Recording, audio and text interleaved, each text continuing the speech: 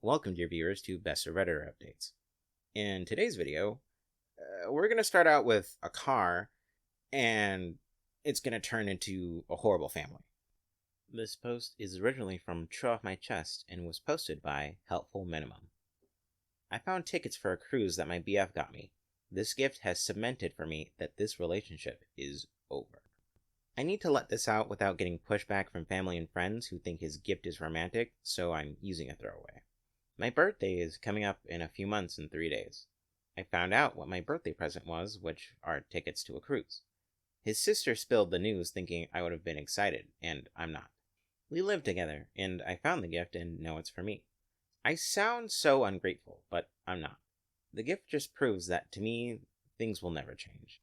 The first thing is the gift isn't for me. I do not like cruises because I get really bad seasickness, and nothing I do helps. I also told them what I wanted to do for my birthday, which was go to Renifere Festival on my birthday. I have already taken the week off for it in preparation to go to this fair. I have purchased tickets and am saving month to month so that I have spending money without it affecting finances at home. Why would he book tickets the same time as the time I took off to go to this festival? Also, this cruise wasn't cheap at all, so it basically wasted money because I'm not going. I'm so annoyed. I have told him time and time again that I don't feel like he's listening to me. That I feel like he just gets me things by thinking about what's best for him and what he would like. It's not only gifts. He makes decisions based on what he thinks is best, and I just can't deal with it anymore. I love him, but I'm so done. And before anyone says I didn't talk to him or talk to him about this, I have repeatedly. This has been a reoccurring conversation for our 2.5-year relationship. The next thing to do is to talk this out and end things. Edit, I appreciate the comments and concern about cheating, but I know the gift is for me because it was in a really nice packaging that said, "Happy birthday, my name." And the bag had like cruise ship related items and possible excursions. The effort he went to, it made me sad because that means he could have put a little effort about the things I like. If he had even just gotten me a ticket for the Renifere Festival, or accessories from online, or even a piece of an outfit that I had to do with the Ren Fair, it would have made my entire month. It would have meant that he listened and got me something that interested me. I'm not talking to him tonight, and I'm not even annoyed anymore. I feel nothing about this. Update. The day I wrote my post is the day I ended things with my ex. When he came home, I basically said I found the tickets for the cruise, and I asked him who are they for. He said they are for me for my birthday, and I ruined the surprise. I asked him why did he get tickets for a cruise when he knew that I get seasick, and also when he knew that I had been preparing for a Renifere Festival for a couple of months. He said he always liked cruises when he went on them, and he thought that I could push through it with patches or some other remedy because it was a really expensive cruise. He continued talking, but to be honest, I spaced out because I realized just how much that man didn't care about me. He bought cruise tickets completely disregarding what I had planned, how it would feel, and what I wanted to do because he liked them. Like, fuck my birthday. Fuck what I want. Fuck how sick I get. He likes cruises, so we should do that. I think he realized I wasn't speaking or excited because he asked me what was wrong, and I broke up with him. He was shocked and angry and asked why. This isn't the exact wording, but I said something like, "It's because I realized how much you really don't care about me, and that you're always willing to put your wants over mine every time it suits you, even on my birthday." He started to argue and wanted to talk about it, but I was just numb and went to bed on the couch. After 2 hours of trying to speak to me, he left me alone. I woke up the next day and got ready for work. I oddly felt fine and he wanted to talk, but I just said I'm done, and he wanted to talk about the apartment or what we would do about the lease or anything regarding the end of the relationship. I'm okay with that. I told him I'm not changing my mind about this, and for me, this relationship is done, and I just want to split amicably. While I was at work that day, I had free time, and I wrote down every instance I could remember just in the last 6 months of him choosing his wants and needs over mine. It was nearly 3 pages front to back, and I didn't even realize how much I let go off because he didn't want to do it. When I went home, he tried to talk again. I gave him the list and explained what it was. He left me alone for the rest of the second night. He's still not accepting the breakup. He wants to do couples therapy now, or even go on a break because he realizes how much he has done, but nope, I'm not doing it. I'm not trying to be mean or harsh to him, but I don't want to give him false hope. I also feel weirdly okay, but also numb at the same time. What I have to deal with now is breaking the lease, which he isn't willing to do because he thinks we can move past this. So I'm going to talk to the leasing office and see my options. At least I have my birthday to look forward to as I deal with a relationship ending and having to find a new place to live. Our next post comes from Am I the A-hole from Double Requirement. Am I the a-hole for not letting my nephew use my car for prom, but I said I might let his sister use it? I, 32 male, have a nephew, Josh, 18 male, and a niece, Sarah, 16 female. And this argument came up when visiting my sister. My car is a modified classic car, a 72 Challenger with a modern motor swap, 6-speed manual, and more mods putting out over 1,000 horsepower. It's not a beginner driver-friendly car. Josh didn't get his license until 3 months ago, and I'm pretty sure he fubbed numbers to take the test for a third time. I've seen him drive once, and even offered to ride with him before to pump his hours up, and to continue to drive so he can feel more comfortable. Sarah goes to car shows with me and has a modified Miata, and she drives everywhere. She got her license 2 weeks after turning 16 and has had it for 8 months now. She drove with me every day after getting her permit, and just has that drive to drive. Before anyone says I have my favorite, Josh and I game every night, and built him a custom PC for getting honor roll. He is amazing at tech, loves gaming, and if he decides to continue, I will be paying for his college and will offer him a job at my business, which offers specialized tech services. I have told both of them the dollar amounts I have saved up that will be for them in the future.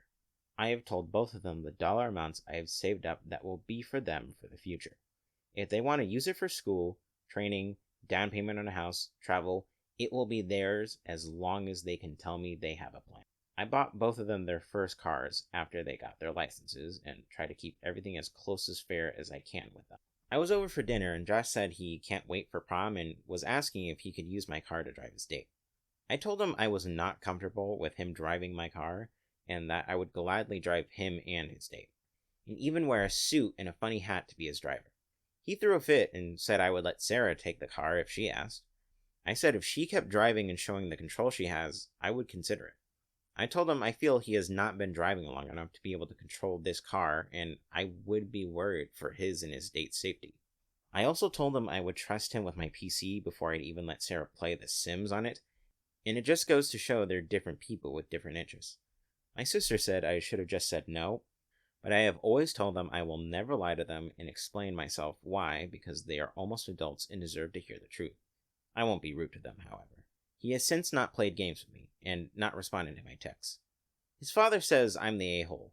My sister said I should have just said no, but now should just let him use the car.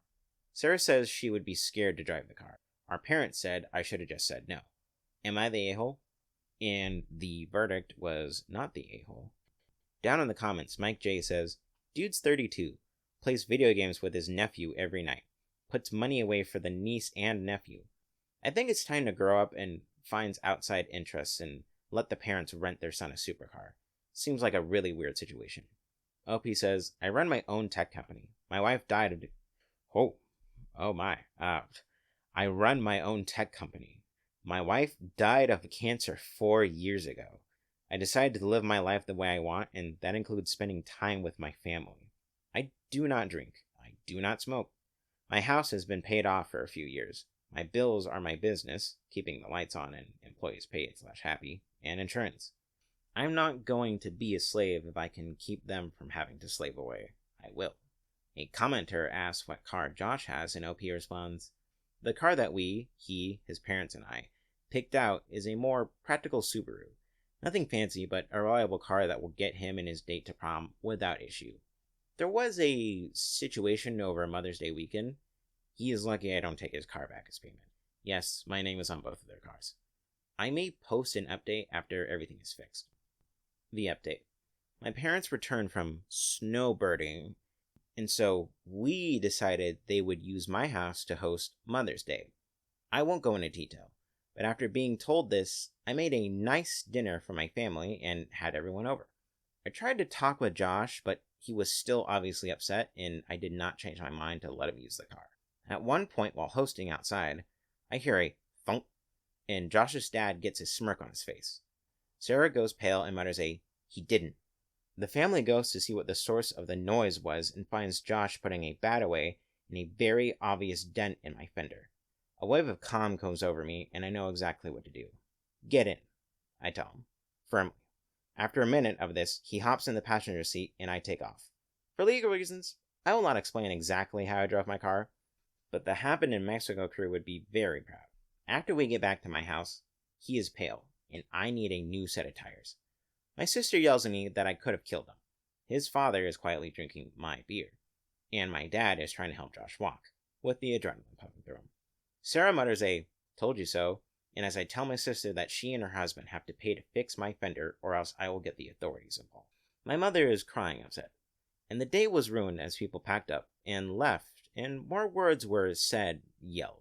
Currently the car I bought for Josh is sitting in my driveway. I have already fixed my fender and sent a bill to my sister who told me to shove it in that family doesn't treat family this way. I have called my buddy, who is the local sheriff, and can have charges pressed. I do have video footage of him willfully damaging my property. However, Josh apologized for everything. The drive was the wake-up call he needed and said he would get a job to pay fixing for my car, even though his mother has told him it's my problem to deal with. Okay. He said he was being a stupid kid and needed to grow up. I told him on top of fixing the car, he now gets to take Sarah's place of cleaning my work building and garage. His car is now just my car again, and he needs to figure out all the rides he needs to keep everyone happy. He told me to come get his PC I built for him, but I told him to hold on to it for now. The bill? A little over $2,000. Luckily, I had the car painted last year and still had some mixed paint without the hardener in it. Worked the dent out, replaced the fender brace, replaced the inner fender, replaced that portion with a stiffening kit, and had the fender repainted and feathered into the surrounding body panels. Vintage cars are not cheap to work on. There has also been an incident involving Sarah, 100% not her fault, and so she's staying with me until things can get figured out. That will be posted elsewhere. Down in the comments, Conditional Big says, "Wow, that update was wild. I hope your sheriff friend is able to get them to see sense. Has Josh said anything to his parents about you being right not to let him drive?" LP responded, "He did. My sister is upset with me for reasons involving Sarah. It's almost funny that the people who claim you don't do this to family are the first to throw family out when something doesn't fit." Update 2. 2 months.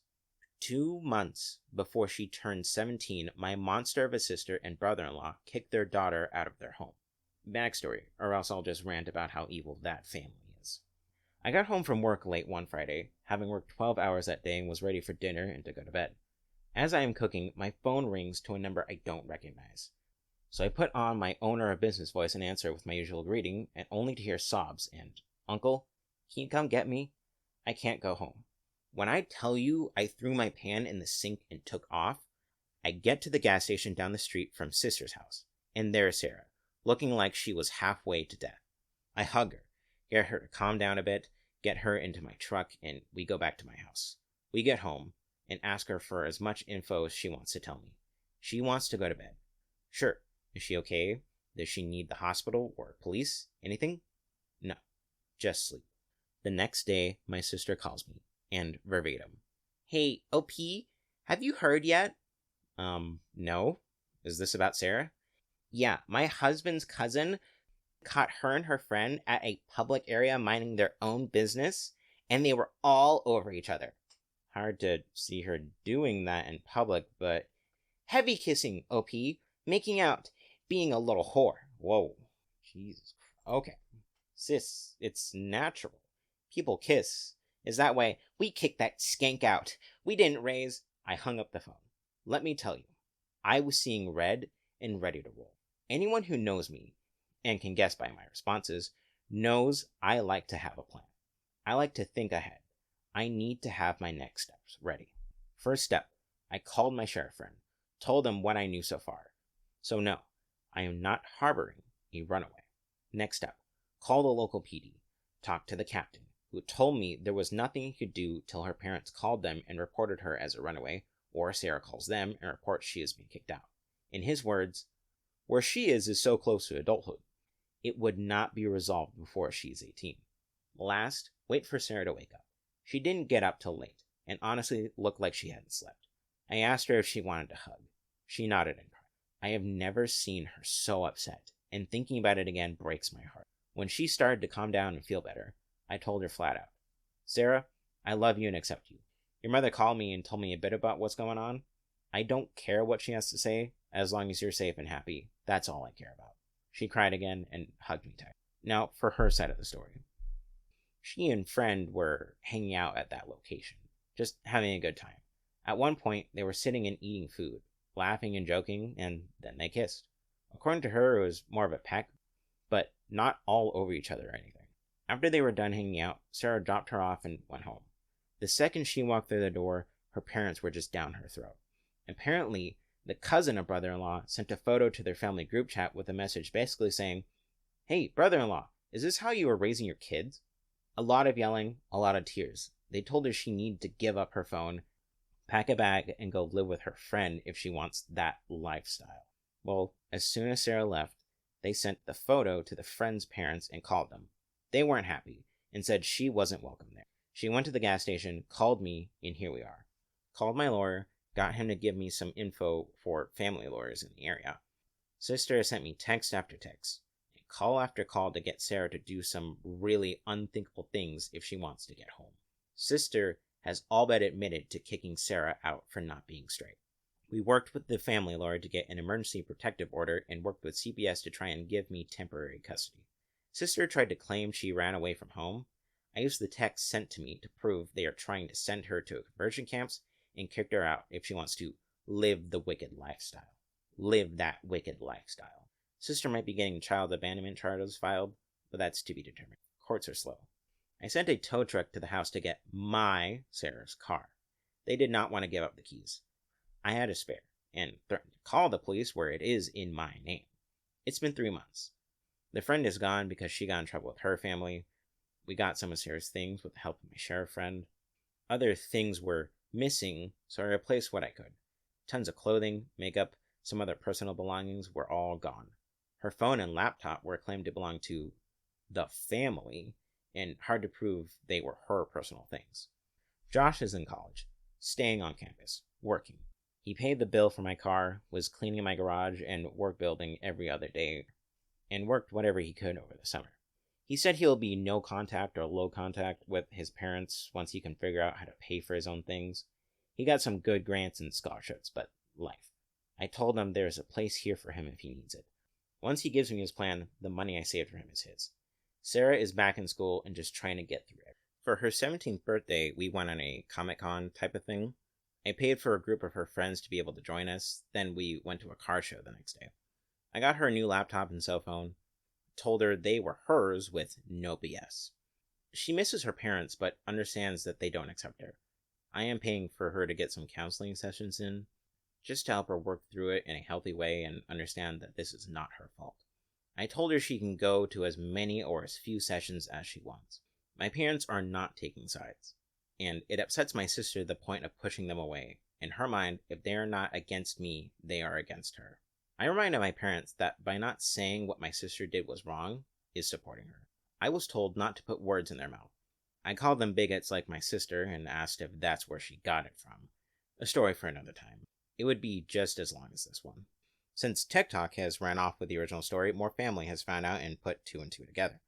My sister is extra mad at me because I am good with computers. Obviously, I was the one who put the story all over TikTok. She is trying to turn that story that I'm turning everyone against her, poisoning Sarah with money and whatever BS she can try and turn. The majority of my family sides with Sarah. The majority of brother-in-law's family sides with brother-in-law. I have asked Sarah what she wants to do for the upcoming holidays. We will probably do a Friendsgiving and keep it low-key. I have a protection order against my sister and her husband at this point. Sarah's a little more tricky, but they are no longer listed for her school contact and the police will be called if they show up there. It's not much, but anything is better than nothing at this point. Not much else to report. Oh, this story took a huge turn. Ugh, I remember when this was about a car. How'd we get here? God, if you're a parent and you just don't love your kid unconditionally, except for like instances of like, oh no, they're a serial killer, then you're allowed to not love your child. But if your child is just existing and loving who they love and you hate them for that, you don't deserve to be a parent. You're just a horrible person. Loving them unconditionally is one of the jobs you signed up for, and they failed. They failed. They're horrible human beings. I'm sorry to Sarah for everything that's happening to her. I hope things go well for her. OP, I'm sorry that your sister turned out to be a piece of garbage, and it kind of seems like your parents are too. I'm glad Josh is not an asshole like them. So I guess that's our only bright side coming from that family. But damn. Ugh. I hope everything goes well for you guys. Thank you to your viewers for watching this video. If you would like to, click another video. And if you would be so kind as to like and subscribe. Thank you very much.